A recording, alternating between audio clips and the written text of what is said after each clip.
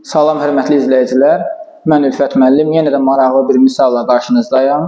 Misalı nəzərə yetirək. Ədəd oxu üzərində A23 və 37 nöqtələri verilmişdir. Buna əsasən AB parçasının orta nöqtəsinin koordinatını tapın. Uşaqlar, əgər siz bu tip misalların həllində çətinlik çəkirsinizsə, YouTube kanalımın linkini mən bioda yerləşdirmişəm. Oradan keçid edərək ədəd oxuna aid məsələlər adlı video nəzər yetirib bu tip məsələləri rahat bir şəkildə həll yolunu mənimsəyə biləcəksiniz.